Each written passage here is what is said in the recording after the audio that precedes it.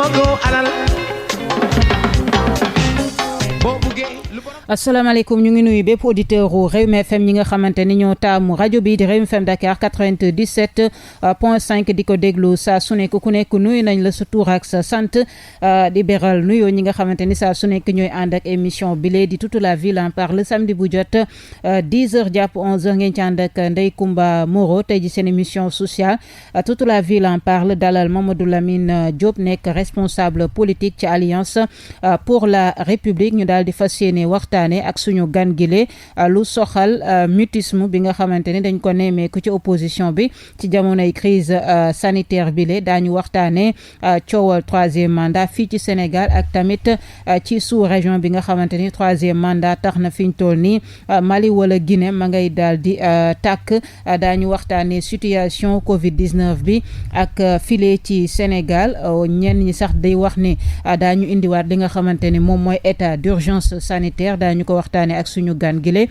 grâce présidentielle ak situation prison yi file ci Sénégal justice pour Bassirou Faye ngeen gis ni ba léegi ñi lee di étudiants yi ñu ngi laaj justice pour étudiant bi lee di Bassirou Faye parce que ni ngi ni démb rek lañ doon fêter anniversaire u décès maanaam jour bi nga xamante ni faat nañ ko ci université Cheikh Anta Diop bu Dakar ci jàppante yu doon am ci diggante étudiants yi ak takku der yi ñu wax ci coowal bi am ci proposition bu Mary Teuw Niane bi ne nañu annulé màggal ak gàmmu ngir xeex li nga xamante ni rek moom mooy mbas mile parce que jàpp na ni rassemblement ak Covid 19 àndul ponk yi kon daañu ko waxtaanee ak kile di Mamadou Lamine Diop nekk responsable politique APR ñu koy nuyu di ko dalal jàmm.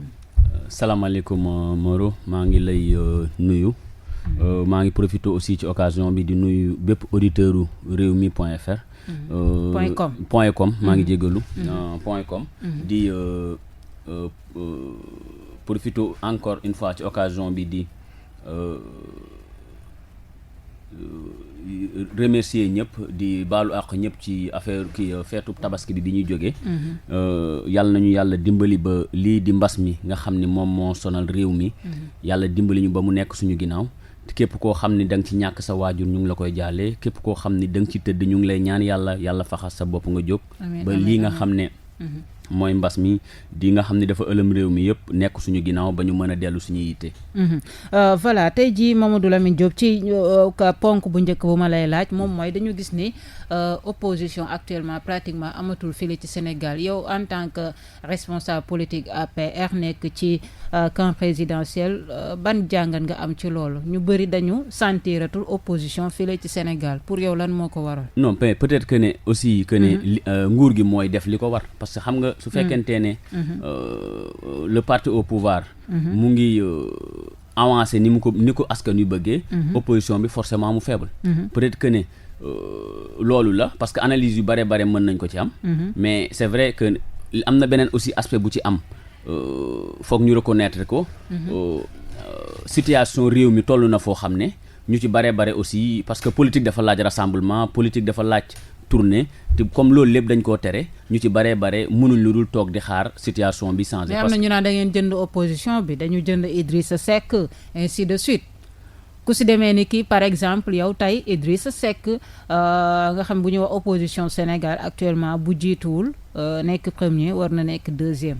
mu nekk mutisme boo xamante ni jaaxal na nit ñi depuis la veille de l'élection présidentielle de 2019 ñu naan yéen da ngeen a jënd Idrissa Seck président Sall dafa jënd Idrissa Seck moo waral noppeem gi loolu ñu ciy wax.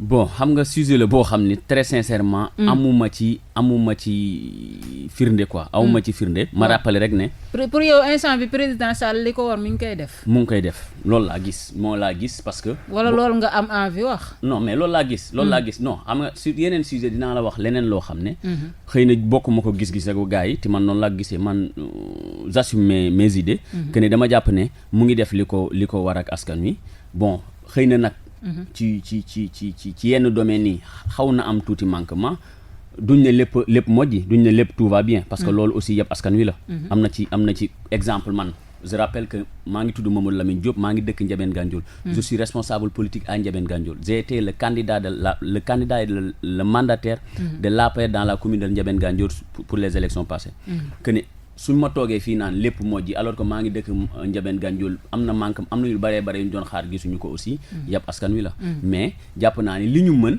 ce qui est possible ñu ngi koy def. mais yow noppi opposition bi da nga jàpp ni président Sall li ko war mi ngi koy def. voilà moo tax opposition bi noppi. yow jàngat boobu nga ci am. jàngat boobu laa ci am. nekkul comme li ñuy wax dañoo jënd Idrissa Seck ainsi de suite wala dañu jënd opposition bi. non c'est vrai que ne bokkuñu parti maak ñoom mais je les respecte. et ne dañ leen jënd c'est les manquer de respect. gëmuma ko très sincèrement gëmuma ko gëmuma ni. ak réew mi fi mu toll nii ak sénégalais yi jafe-jafe yi ñuy jànkonteel ba pare ak réew mi fi mu toll nii nga xam ni tout va mal secteur boo laal moo gën a métti. waaw tout va mal bi ku ci nekk ak fa nga toogee nga koy gisee opposition bi ne tekk. je pense que su fekkonte ni. est-ce que yéen loolu yéen ñi féetee sax ci camp présidentiel jaaxalu leen. non pourtant man pour maanaam réew mi fi mu toll. pour man fi réew mi opposition bi waroon yëngu-yëngal. pour man ñoom ñu ne teg peut-être ay activistes rek benn ngay gis ñuy génn di dénoncer. waaw mais fan la réew mi toll dañoo ne ci période boo xam ni période mbas mi la. avant mbas mi buñ jël mbas mi rek bëgg koo raaxaale. waaw mais bon. mbas mi les problèmes c'était avant la Covid-19. c'est sûr mais noppi bi la ñuy wax c'est-à-dire tekkaaral bi. waaw je pense que ne dañoo ne ci période boo xam ne période bu particulier la. que ni du ñu nekkul période boo xam ne dañuy jóg di kii parce que dañoo tere rassemblement yi xëy na loolu moo tax ñu toog noppi mais aussi ma dellu siwaat ci li ma la waxoon rek que ni xëy na ñoom seen bopp dañoo gis ne li président Macky Sall warloo woon ak askan wi mu koy def que ni ñoom amul lu ñu wax. voilà mais naka nga gisee seen parti APR mu nekk parti boo xamante ni dafa am problème structuration maanaam dafa nekk parti boo xam ne ku nekk yow yaay sa leaderu bopp. ku nekk yaay sa chefu bopp kenn nanguwul ku la jiite. bon man du ma ko ne problème boobu. problème la est-ce que yéen a ngi si pour xool nuñ koy régler. waaw xam nga man moo tax boo ñëwee dans suñu commune ñun. on est toujours dans le parti. mais teewul dañoo créer suñu mouvement dans le parti structuré ko li ko waral Modou xam nga lan la. tey le parti n'est pas structuré. et man bokk naa ci yi nga xam ne ils sont convaincus que le président ne se présentera pas en 2024 man bokk naa ci yi nga xam ne gëm nañu ne Macky Sall du nekkaat candidat. dinañ si ñëw si troisième mandat. voilà parce que moom moo ñu ko waxoon te man gëm naa ni nit de nu mu tuddati homme de parole la loolu moo tax ñun ñu créer suñu mouvement fas yéene structuré suñu mouvement fas yéene ànd ak moom dem ak moom nu mu tuddati dem ak moom élection. ba tax na ñun ñu ngi parce que. dem ak ban élection. élection yi di ñëw yëpp. quand je dis élection yi di ñëw élection locale. la ñuy wax mais y a de fortes probabilités parce que am na ñu koy ñurumtoo ne dañuy coupler élection locale yi. ak élection législative mais lu mu ci mën a doon. dinañu fekk pare parce que tey comme ni nga ko waxee. APR kenn structuré wu ko peut-être que ne secrétaire général bi loolu la wax na ay raison mooy day bañ yenn fissures yi. mais ku ne xam na ni. mais comme ça da ngay jël tey exemple parti bu mel ni parti socialiste. c'est bien structuré. xam nañ ko jiitu xam nañ ko topp bu problème amee xam nañ kii moo war a wax nekkul ku nekk rek da ngay génn di am nañ kuy wax officiellement ñu xam ne parti socialiste moo wax am structuré quoi ñu xam ne nii ak nii kii moo topp kii dem nii ainsi de suite bu ñu jël ay décision ñu respecté ko lu ñu war a wax dañ koy tënk ba d'accord ci ainsi de suite dama jël exemple rek parti socialiste comme ça parce que quand même ak même su fekkente ni sax am na ay problème c'est bien structuré mais loolu laa la wax lan moo tax mënul am APR. non mais c'est parce que. waaw est-ce que yéen a ngi siy waxtaan ak le président Sall. man de bokk foo xam ne ku nekk yow sa chefu bopp nga. APR xam nga boo xoolee problème yi ñu am nii à l'interne. waaw ñàkk structuration moo ñu ko yóbbee. waaw mais aussi ñun dañu ànd ak président Macky Sall di ko gunge depuis 2009. que ne suñu engagement politique yemul ci gunge président Macky Sall. il faudra que au-delà de 2024. su nekkul candidat. du nekkul président ñu am une alternative. imaginez tey fi tey nii. li parti biy dund. que ne xamuñ kan moo topp ci gannaaw kan. suñ poussé nii ba 2024. le président Macky Sall ne nekkatuma candidat qu'est-ce qu'on va faire. non parti bi dafay dee moo tax ma poser la question bi. voilà moo tax APR dootul exister. voilà parce que comme ça sans le président Sall APR dafay disparaître. voilà pour éviter loolu nag. moo tax ñun on a créé un mouvement interne. boo xoolee am na ñu bare y a de gros bonnets yu nekk bi APR yoo xam ne. ils sont avec nous dans ce mouvement. mais ils disent que ni. c'est pas le moment ñoom ñu fësal seen kàddu mais ñun à l'interne ñu ngi xool ñi nga xam ne ñun mën nañu ànd pour que après ñu fësal suñu yéen si loolu ngeen nekk daal. voilà comme parce que loolu moo tax quoi qu'il advienne troisième mandat bu ñuy laam-laamee naan Macky Sall doxalinam ak affaire yooyu moom lay togg comme li am actuellement si suñu dëkkandoo yi. Côte d'Ivoire si sous-région Mali Guinée ainsi de suite. coowal li nga xamante ni mooy troisième mandat jàpp nañ ne loolu di raam fii la jëm si te président Sall tamit loolu lay togg maanaam xool nu mu sampaatee ndëndam. waaw man. yow loo ci xalaat. man li ma ci xalaat mooy gëm naa ne président Macky Sall du nekkaat candidat 2024. mais loolu ñi ko wax ñëpp dàq nañ leen affaire de. non mais man. nee naa la Moustapha Diakhaté wax na ko xam nga sànq posé nga ma question. Moustapha Diakhaté wax na ko ñu dàq ko. waaw mais teewul mu ngi ko ne dunda. xam nga sànq posé nga ma question. ne ma. est-ce que nekkul noonu nga bëgg a xalaatee ma ne la sur d'autres questions man j'ai donné mon point de vue peut-être que ne du nuroog point de vue yu gars yi man li ma gëm mooy ñun dañoo nekk ak président Macky Sall 2009 la ñëw à Gandiol tànduñ la mais ñu ànd ak moom di liggéey 2012 la fa ñëwaat que ne ñun ñoo àndoon ak moom référendum bii nga xam ne moo fi indi limitation des mandats à 2 dañ ko voteel wàcc ak moom ci terrain bi présenté ko askan wi que ne gëm naa ne bim ñu koy wax gëmoon na ko ba tey ñii jusqu'à preuve du contraire gëm naa ne le président Macky Sall ne se présentera pas en 2024 maintenant li tax. indi substitution bi mais tout dit le contraire. tout dit comme quoi. parce que sénégalais non mais waxagul ne suñ xoolee Macky Sall ni muy toggee ak ni muy yoree réew mi ak ni muy doxalee ak une sorte de dictature bi mu yoree réew mi kenn du wax kenn du kii képp ku mu yaakaar ni sax kii mën na taxaw face tere ko. wala xeex li nga xamante ni mooy troisième mandat ñoo ñëpp mu ngi leen di néewal doole en tout cas doxalin bi. gis nañ même déjà bu mu supprimer poste premier ministre ça pose problème. ñu ngi naan président lan lay togg. exactement loolu bëggatul maanaam sax képp ku am maanaam ku am pouvoir sax jege ko mu xool nan la lay affaiblir. xam nga noonu la ko nit ñi gisee. képp koo xam ni sax xam na ni kii am na ay ambition présidentielle boo moytul président Sall dina la fexeel ainsi de suite ñu gis ni ñu fi taxaw tamit di jot a yuuxu naan troisième mandat du fi am ainsi de suite gis nañ tamit ñoo ñëpp ñu ngi leen di bundu xataal. donc ak doxalin bi ñëpp yaakaar nañu 2024 président Sall dana sampaan dëndam. waaw mais loolu xamuñ nag dana ko am wala du ko am. loolu gis-gisu mën naa ne opposition bi la. te tamit la posé nañ ko question bi encore une fois. nangu si tontu lu leer. voilà mais non nangu tontu na ci. ni mu ci tontoo la nit ñi doonu xaar. non tontu wu ci leer. da nga naan waaw wala déet. daf ne. du ma ne waaw du ma ne déet parce que il a argumenté aussi. foog ñu reconnaître loolu daan ne. li ma gëm mooy su ma nee waaw pëccëxoo lay ne. ku ne di ut positionnement su ma nee waaw. coow lay ne opposition bi dootuñu liggéey campagne la ñuy nekkee su ma nee déedéet pëccëxoo lay nekk ku ne ut position pour kii te loolu faut reconnaître c'est vrai man dama ne. mais moom neewoon na déet bind na ko fépp. archive yaa ngi fi ñu ngi ko koy génne chaque jour. du jeex mais comme que wax na ko mu leer mu ne nul ne peut faire plus de 2 mandats consécutifs ainsi de suite wax ko mu leer naññ. mais yow kon tontu nga. parce que xam nga tax yow nee nga wax nga ko mu leer naññ. waaw léegi moom lan moo tax bi ñu ko posé waatee question bi ak polémique yi si am mu daal di tontuwaat loolu ne man du ma présenté wu jeexal naa 2024 la sama mandat di jeex. je passe à autre chose. man mii di wax ak yow. waaw lan moo tax mu créer déjà. suspicion bi waaw. dama lay wax benn affaire man xam nga l'expression est singulière la compréhension est plurielle man mii di wax ak yow. ci foofa nga déggee ne wax na lu leer nañ ne le nombre de mandats pare naa ci su ma présenté wu 2024 foofu laa ko teg. tey su ma parti bi woo ne ma lan moo tax nga dem réew mi. FM naan yéen tere woon nañ leen sax may ma yeggal waaw nga dem foofu di wax dama ne mais président moo ko wax man waxuma loolu li mu waxaat. moom moo ne carrément du présenté waat 2024 donc man loolu laay jàpp benn bi ñuy wàcc ñun ci référendum bi. di dagaan baanu askan wi pour que ñu voté référendum bi c'était pour limiter le nombre de mandats à 2. man loolu laa gëm ci logique boobu lañ ne ba tey gëm logique boobu moo tax ñun aussi à l'interne ñuy créer suñu mouvement à l'interne de l'APR pour que ñu 2024 si on se retrouve confronté à une absence de candidat ñu am ku ñu proposé dynamique boo lañ nekkee man dama bokk ci ñi nga xam ne quoi qu'il advienne gëm nañu ne le président Macky Sall ne se présentera pas en 2024 jusqu'à preuve du contraire. parce que moom moo ko wax mais yéen instant bi kan moo fi nekk pour ku mën a teewal APR.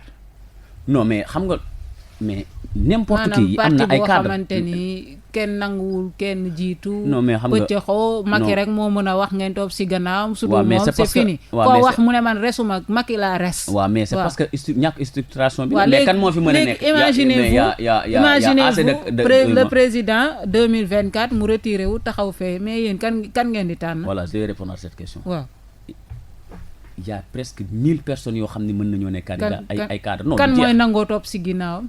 kan mooy non mu ngi mel ne nga laajoon suñu structuré woon. suñu si un parti bien discipliné suñu structuré. ku ci nekk même su fekkente ne candidat bi gënalu la da nga ci topp. mais c'est ça le problème. mais parti bi amul structuration. mais loolu laa la wax ne la amul structuration moom moo waral coow li. mais tey suñu structuré woon exemple comme ñun ñu toog man la ñun on est à l'interne. ñu ngi liggéey ci structuré suñu mouvement. suñ ko structuré woon. mais même candidat bi nga xam ne tànn nañ ko man gënaluma da ngay suivre. parce que loolu mais est-ce que yéen a ngi si dynamique boobu defaraat seen parti bi balaa 2024. non si ñu ngi koy déggoo ma li ma la wax. ma ne la pour wane ne pare nañu pour trouver une alternative à tout ça que ne quoi qu'il advienne. ñun suñu mouvement pour les élections locales ak législatives yi di ñëw on aura un candidat. yéen ban mouvement ngeen am ak seen mouvement nu mu tudd. voilà. bàyyi ma ak seen mouvement ban base la am ba tax moom mu ngeen mën si sukkandiku pour structurer xam nga nee naa la léegi am na ay gros bonheur yu ne dans l'APR. ils sont avec nous mais seen position tax na mënaguñoo feeñ. moo tax jusqu'à présent ñun nanguwuñu wax communiquer carrément ci non mouvement bi génn ci yenn position parce que certains fi ñu nekk foog nga nangul leen ko aussi que ne kenn ku ci nekk ñëw ci sagos boppam mu ñëw adhéré ci mouvement bi ñu ànd structuré parti bi que ne li ñu mën a wax tey mooy kon turu mouvement bi mënagoo leen ko wax. non li ñu mën a wax tey xam nga lan la. am nañu ay représentants au niveau international. au niveau national. que ne ak lu mën a xew dinañu incha allahu rabbi dinañu am candidat au niveau national et au niveau départemental c'est-à-dire que on fera de sorte que sur les 45 départements yi am Sénégal ñu am fa une représentativité pour que proposer une alternative 2024 ñu wane loo xam ne c'est assez structuré que ne gannaaw parti bi kenn structuré de gu ko. yéen lan la fi APR def ba ñu war a joxaat APR si boppam nguur gi 2024. non mais même si seen candidat sax du président Sall. waaw mais attends lan la fi APR def li fi APR def du jeex. je pense que yéen lan ngeen fi war a def ba tax Sénégalais yi amaat si yéen confiance di leen jox. troisième mandat mais Modou lan lañ defoon ba tax sénégalais am ci ñun confiance jox ñu deuxième mandat. non parce que réew mi fi mu tolloon la sénégalais dañoo jàqoon il fallait changer Wade gis nañu. non waxuma boobu de. waaw deuxième mandat bi laa wax. deuxième mandat. waaw 58% yi. peut-être dañ naan nañ ko kii mu yeggale chantier yi et tout peut-être foofu la sénégalais yi toll. boo ko tegee ci ay peut-être moom. non parce que xaw ma lu tax sénégalais tax man dama jàpp ma ne peut-être dañu ne comme que may nañ ko bàyyi mu yeggale ay chantier comme habitude ni ñu koy waxee. voilà moo tax ma ne la buñ ko gannaaw dañ koy teg ci ay peut-être mën naa jàpp ne. man ma jàpp ne c'est parce que dañoo gis ne lii mooy li gën ngir askan wi moo tax ñu joxaat ko mandat. ngeen jàpp ne yéen dinañ leen jox troisième chance si jamono bi nga xamante ni sénégalais lott nañ dee nañu. troisième sens boo waxee troisième sens c'est par rapport au troisième mandat wala. troisième mandat. non man nee naa la man. waaw ma ne troisième mandat soit muy le président Sall wala yéen seen parti am ku représenter l'Alliance pour la République. li ma gëm mooy man. waaw on a de fortes chances. que ne suñu amee un candidat consensuel. bu présenté wu en 2024. or le président Macky Sall am nañ chance su askan wi joxaat ñu confiance pour man li ñuy gën a xañ sax. mooy que. li nga xam ne moo xew Côte d'Ivoire li nga xam ne moo xew feneen ak feneen ñu bëgg ko indi Sénégal. c'est-à-dire man d'accord. yow déjà ban jàng nga am ci li am Côte d'Ivoire. non xam nga. parce que instant bi la situation est tendue. nguur sax jaru ko. nguur moo jarul li am Côte d'Ivoire nguur moo jarul li am dans la sous-région ci problème troisième mandat te man bokk naa ci ñi gëm ne président Macky Sall doful président Macky Sall ku fonk baatam la te moom ci boom moo ne woon ci bii la yem président Macky Sall dina fexe. sortir par la grande porte. est-ce que moom dina tirer leçon ci li am en Côte d'Ivoire. absolument parce que xam nga lan la. que ne nee naa la am na capacité d'analyse. ba pare man au-delà de su dara xewuloon Côte d'Ivoire su dara xewuloon dans la sous-région au-delà de tout ça man dama gëm ne ku fonk kàddoom la te xanaa moom kàddoom googu mu ñu joxoon ba ñu wàcceel ko ci askan wi ne ko. di dagaan pour que population yi voté référendum bi voté 2 mandats yi. xanaa du dellusiwaat nañu man dama leen doon nax parce que nag. après tout ça suñu nawle la. que ne mënuñu gëmloo benn affaire ñu défendre loolu ñu wàcc ci suuf après mu ñëw di ñu wax leneen moo tax man bokkuma ci ñi gëm ne président Macky Sall dina def troisième mandat. yow daa jàpp nga yooyu moom ay kii la. waaw man dama jàpp ne wax opposition bi la. mais président Sall da 2024 mu joxe lenge yi. loolu laa gëm. loolu nga gëm. loolu laa gëm ci loolu la ñuy liggéey. voilà ñu ngi leen di fàttali yéen a ngi suivre seen émission sociale toute la ville en parle tey jii Ndeye Comba Moreau dalal Mamadou Lamine Diop nekk responsable politique APR ñu wax ci situation Covid 19 bi fii ci Sénégal ñu gis ne Covid 19 bi mi ngi gën a law di gën a bari ñi ciy faatu presque pratiquement ñu ngi ci 250 personnes yoo xamante ni officiellement ñàkk nañ seen bakkan ci Covid 19 bi fii ci Sénégal sénégalais jàpp ni yéen da ngeen a lajj yéen président Macky Sall dafa lajj ci li nga xamante ni mooy gestion Covid 19 bi loo ciy wax. non du ma nanguwuma ne sax sénégalais jàpp nañ ko dama naan opposition bi ñooy wax loolu pour lay. xam nga sénégalais yi la non defa ndànk ma wax la. Mamadou Lamine firnde laa lay jox sa micro rek. nga mel ni journaliste nga dugg fii si biir Sodida bi nga laaj. firnde laa lay jox. waaw firnde bi mooy. bi feebar bi door a ñëw. organisme mel ni ONU. dañ ne woon ñun fii la ñuy jaaree raf. que ne les pays africains fii la ñuy jaaree jeex tàkk anamu. est-ce que mën nga ñàkk a tudd président Macky Sall ci gestion boobu tey su fekkoonte ne dañoo li pays grande puissance doon wax. parce que ñoom dañoo nattoon seen bopp. ñoom dañoo jàppoon ne li xew foofa noonu ñoo ñu deewee noonu ñun suñu accès fii amuñu yenn structures sanitaires yi fii la ñuy jaaree raaf ba jeex demeewul noonu. c'est vrai que nag ne am na ci loo xam ni xëy na suñ ko doon defaat dinañ ko changer. mais faut reconnaître Moreau que ne feebar bu bees la amoo ci benn expérience donc boo koy def da ngay jàpp ci sa technicien yi nga waxtaan ak ñoom ñu defal la ay proposition ñu def après li ci jubul ñu jubanti li ci baax ñu continuer ak moom que ne tey man je salue parce que Moreau bu ñu fàtte ne aussi 250 morts nga wax kañ la mbas mi duggoon ci réew mi 250 nañu xool annuellement ñaata la sibiru bi di rey. plus de 4 mois 5 mois. waaw ñaata la sibiru bi di rey paludisme bi ñaata la rey que ne man j'ai pas les chiffres exacts mais maanaam ci waxtaan benn médecin nee na ëpp na carrément vitesse bi moo ëpp carrément vitesse su mbas mi. que ne non yeneen feebar yi kay ñu ngi fi faat plus que Covid 19 bi. dama ko cité moom. xam nga hypertension beeg problème mu diabète yeeg yooyu yëpp sax tudduma ko. mais dama jël exemple rek paludisme boo xam ne période bii lañ nekk quoi période paludisme bi période bii lañ nekk que ne li muy faat. donc pour man tey li nga xam ne moom la OMS nga xam ne organisation internationale la doon prédire pour le Sénégal àgguñu ca yàlla suturaal nañu mënoo ko imputer keneen dëgg la am na ci loo xam ne moom yàlla la que ne yàlla la dans la mesure où il s'est avéré que ne dafa bare ci ñun ay cas asymptomatiques ñoo xam ne feer mënu leen tëral mais aussi man jàpp naa ne gestion bu baax a baax am na ci Covid bi maintenant li nga xam ne li nga xam ne micro trottoir xam nga lan la tâtonnement bii nii non tâtonnement amu ci xam nga la problème bi lan moo def mesure indi état d'urgence sanitaire xam nga def ay assouplissement teggi mbir yi ci moment bi nga xamante ni mbas mi ci la ñu gën a sonal nga tegg bépp mesure parce que d'une part parce que koom-koom bi mi ngi commencé voilà ñu jëm ci wàllum récession économique mais commencé nañu sénégalais lottu loof ñu teggi ko wax nga ko sénégalais yi lottu loof parce que dugg nañu ba pare commencé nañu xaalis bi ngeen jëloon ngeen ne da ngeen koy dimbalee sénégalais yi nga xam sax dañoo lottoon loof avant mbas mi di ñëw ba léegi ba sax ñu lever état d'urgence sanitaire bi couvre-feu bi yëpp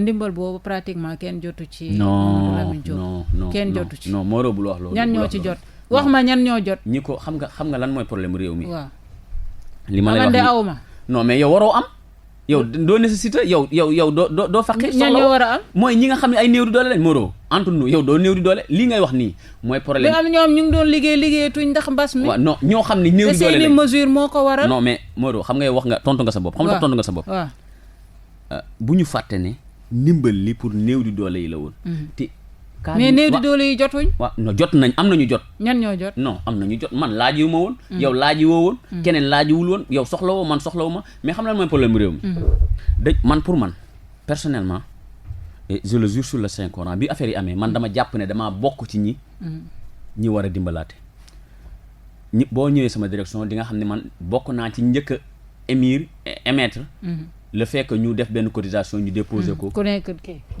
ñu déposer ko ci force Covid bi bon bi mu antuwul man sama bopp ci li ma yàlla wërsëgale si néew jënd naa ci li ma mën a dimbalee ñi nga xam ni jàpp naa ni néew di doole te ban dama jàpp ne ñun ñëpp noonu lañ ko waroon defee c'est-à-dire état bi su dimbalee képp koo xam ni am nga juróom fukk nga jël fukk yi dimbalee ko askan mais man xam naa koo xam ne ci en toute discrétion mën naa la ko présenter am na revenu mensuel 1 million pourtant demoon na déposer kayitam di laaj te man foog naa ne ndimbal li suñ koy wax néew di doole yee tax suñ demee ba ñi nga xam ne ñoom am nañu revenu mensuel 1 million dem di déposer c'est parce que xamuñu objectif bi te foofu laay dellu see ne la am na ci loo xam ne suñ ko doon rectifier war nañ ko rectifier waat muy communication bi xëy na feebar bu bees la musuñu ko xam musuñu jokkoonteeg façon ngi problème yi mais ràpp naa ne suñ doon demaat ci affaire yu demee nii dinañ ko rectifier waat li ñuy rectifier mooy lan li nga xam lan sama point de vue la par rapport à la question xam nga tey boo xoolee système de communication bi techniciens yi mooy médecins yi quoi dañuy génnee données yi jox ko ministre bi wala jox ko kenn ci ñoom mu taxaw ci télé bi liir ko pour man waroon joxe résultat bac voilà pour man waroon nañ ci boole sociologue yi psychologue yi ñu diluer information bi ba mu tolloog askan wi parce que loolu moom problème la boo xam ne ëllëg ak si biir nañ ko seet quoi parce que man pour man ci sama xalaat mais gars yi suivre tuñ leen de le point du jour comme ça mooy li ma lay wax ne bi Sénégalais yi dañ leen doon bàyyi xel bu baax mais maintenant parce que booba dañoo tiit non booba dañoo tiit mais xam nga benn léegi xamatuñ su Sénégalais sax xamatuñ ñaata nit ñoo si ñàkk seen xam nga li ma benn paa doon wax bi ñuy wax ci gestion Covid bi mu ne dafa bëgg yàlla da ko nattu ñu tëj ko ci village am pour ne pas citer le village mu bëgg a ñëw Dakar kon ne liggéeyam marchand la day jaay man ko non feebar baa ngi Dakar mun ma xam nga lan la génn di dardari ba dee moo ma gënal di laaxatu ba dee parce que dafa toll benn instant boo xam ne munoo yeewu sa kër sa njaboot di xiif mieux vaut nga dem lu yàlla def nga xam ne loolu nag moo tax benn instant l'État était obligé mu ubbi parce que askan wi tëju bi ñun menuñu ne France nga xam ne am nay doole ku ci ne fa ngay làqatu mu dimbali la foofu ñoom dañuy les en fait dañu am benn somme boo xam dañ koy allouer ñi nga xam ni c'est des diplômés chômeurs fii amu fii boo xoolee ñiy liggéey dans l'informel ñoo ëpp fuuf ñiy liggéey ci état bi côté boobu laay waxee dama la bëgg wax ne ñi yow néew di doole yooyu ngay wax xam nga ñooñu ça a toujours existé avant mbas mi di ñëw buñ jàpp ni peut-être mbas mi moo indi ñooñu nga gis comme ça pratiquement benn kër goo xamante ni c'est une famille de 20 personnes benn nit moo fay liggéey wala ñaar maximum mooy yóbbaale waa kër ga yëpp mooy fay location mooy fay ndox mooy fay courant mooy dund mooy res njàng gone ainsi de suite kooku mbas mi ñëw président jël na ay mesures par exemple tëj na hôtel yi yenn restaurant ainsi de suite koo xam ne restaurant am la yoroon di ci liggéey yor si waa këram yor si une vingtaine de personnes ainsi de suite wala mun doon liggéey ci benn hôtel salaire am boobu ci lay jàppale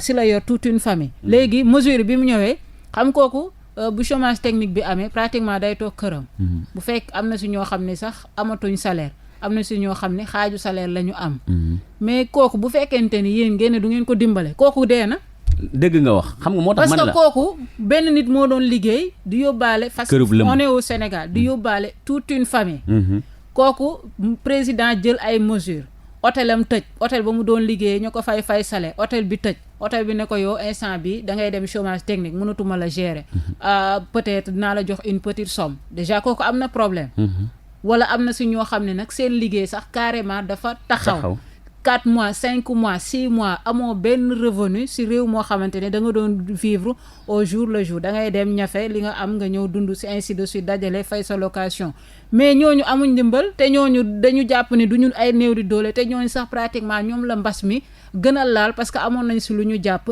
di yóbbaale une vingtaine de personnes mbas mi ñëw mesures yi sax laay wax ñëw yàq seen liggéey carrément ñooñu nga jàpp ni ñooñu waruñ am ndimbal. léegi waxuma war a am ndimbal ñi nga xamante ni ñoom naturellement amuñ liggéey amuñ dara. non vous me comprenez pas waxuma ne ñooñu waruñ am ndimbal. d'abord su ma doon définir néew doole ñi si ëpp jotuñ dara. yëguñ sax ba xam xam moom laa lay expliquer dese nga ma comprendre. d'abord su ma doon définir néew di doole.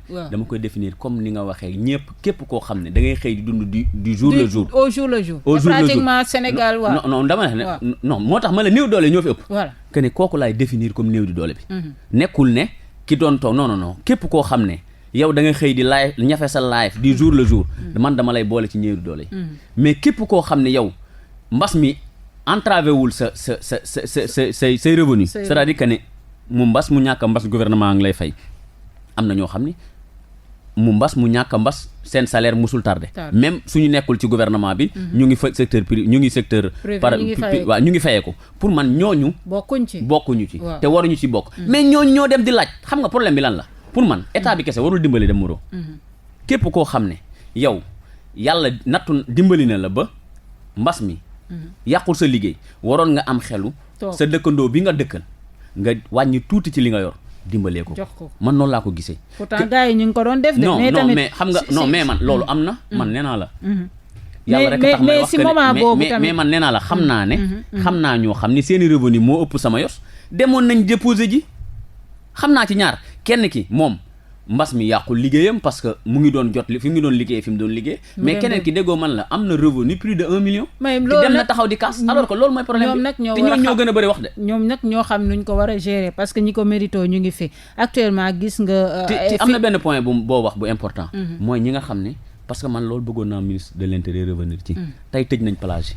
exactement mais est-ce que xam nañ ñaata nit ñooy dund ci plage yi tey plage bi boo demee am na koo xam ni waas jën lakk la yoree këram parce que plage bi au-delà de boy yi dem di football foofu c'est une économie man je suis ingénieur des pêches xam ci plage laay ne doomi mool la du tëj nañ rassemblement mais dafa am impact dafay am impact loolu est-ce que ministre bi mu ngi koy xam que ne au-delà de tey wàccee nañ fa gendarmerie tey kenn dootul sangu kenn dootul def dara même nappkat bi la je suis ingénieur des pêches nappkat bi nga xam ni filet la yor di sànni nappkat bi nga xam ni caas la yor dañ ko koy tere moom ci boom dañ koy tere liggéey au-delà de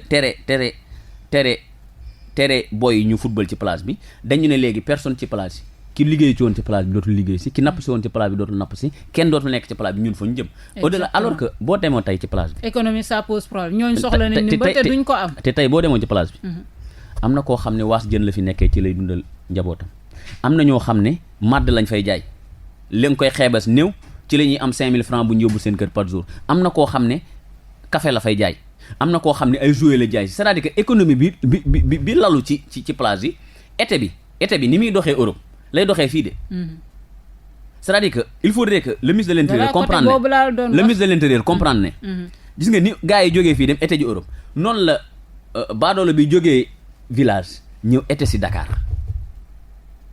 te boo tëjee plage yi tëj lépp fu ñu jëm neew ma nañ ko tijji booy ne fa di football mais tëj ràpp moom ba nappkat bi mënatul napp ki doon jaay dara doxatul aussi ça pose problème man moo laa ne man la am na ci loo xam ne suñ ko doon defaat man su ma ko doon def du ma ko def ni ñu ko defee parce que des fois je me pose la question est-ce que associé nañ ci technicien à la base yi ci nekk yëpp pour dox leen les bonnes informations. Voilà ñu wax ci temps bi sax bareetul an ñeneen ñu ngi wax nañu andiwaat état d'urgence sanitaire bi yow d'accord nga si waaw wala déet non pour ñu andiwaat non xam nga tax d'accord ma ci tey am nañu firnde ne li ñu doon tiit yàlla suturaal nañu ci ba ñu ci bare wax dëgg yàlla li ñu doon tiit naan dinañu ko dee que ne li OMS doon prédire heure bi moom man moom tiitoon naa tiit goo xam personnellement foogoon naa ne heure bi kenn waxatu ko tëjaat kii bi mooy yóbbuwaat askan wi ci ndóol extrême que ne quoi qu'il advienne instant yi spécialiste loolu lañ wax de dañ suñu continuer nii daañu moom laa ma ne man je suis pas un spécialiste mais man personnellement liñ ñu jox ci information pour man parce que dégg naa keroog benn docteur ñu invité ko benn télé Sen TV si vous le permettez mu ne il s'est avéré que par rapport ak test yi ñu jot a def bi ñu defee évaluation bi test yi ñu jot a def on se retrouve avec plus de je répète ces mots plus de 85% de cas asymptomatiques ça veut dire que 85% am nañ ko di dox te yëguñu ko 85% de personnes feebar bi du leen tëral 85% de personnes feebar mënul ci ñoom dara mais est-ce que 15% de Sénégalais war na tax ñu tëjaat réew mi ñu dee xiif c'est la question que je pose je pense que non man kii statistique boobu rek laa ci am du fekkente ne c'est avéré que 85% de la population sont des cas asymptomatiques 15% de population ne sont pas une majorité te waruñu tax ñu tëj réew mi te médecin yi dafa leneen mu ne ci 15% de population yi y a que 6% yoo xam ne ñoom la feebar bi mën a tëral carrément ñenn ñi mën nañu soj ñenn ñi mën nañ 87% plus de 85% yi dinañ ko am duñ ko yëg ñenn ñi dañ xam ne am na lu leen di metti mais tërul leen 6% yi ñooy tëdd mais nag yow jàpp nga ne loolu jarul ñuy demaat non jarul ñuy demaat parce que beneen jàngoro la encore muy jàngoro mooy raw xiif ak mar ak ndóol te booboo yées waaw système sanitaire défectueux maanaam dañu wax ni mbas mi dafa wanewaat encore c'est vrai que problème bi yàgg na fi mais dafa wanewaat encore que suñu hôpitaux yi dañu feebar. Suñu médecins yi ñoom ci boppam dañu feebar parce que amuñ jumtukaay mettre leen dans de bonnes conditions ñoom ci seen bopp dañoo feebar ba pare bëgg a faj askan wi mbas mi encore dafa wonewaat loolu yow lan ban xalaat ban jàng nga ci am parce que da ngay gis médecins yi ñu ngi kaas fan yi temps yee waa dalal jàmm les médecins génnoon nañ laaj seen xaalis ainsi de suite. Non man xam nga on a vu aussi souvent les déclarations de Moussa Seydi. waaw mais professeur Seydi ma koy big up ci par l'occasion parce que wax dëgg yàlla man rafetlu naa liggéey bi peut-être que ne ñeneen gisewuñ ko noonu mais man pour man dimbali nañ ci lu bare pour ci jël ay responsabilités am ci lu bare mais pour dellu si ci problème mu feebar hôpital yi ngay wax que ne c'est vrai que ni suñu hôpitaux yi menuñu ne hôpitaux européens yi parce que ku koy wax ñoom nga koy comparer ñenn ñi xam nga ku xam fu neex da nga mës a tukki en fait ils ont pu faire une comparaison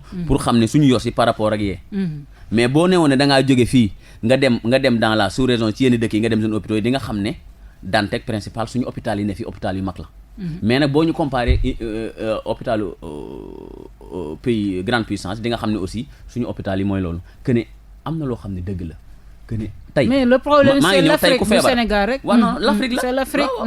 tey ku feebar. mbas mi xam nga ban avantage la wane que ne ku doful ku ne nga jiite réew Afrique war nga góorgóorlu ba sa plateau médical nga relever ko parce que amatul feebar di dem bitim réew. te yàlla na ma yàlla baal te jégal maa ngi dégg benn comédien naan jot na borom barke yi.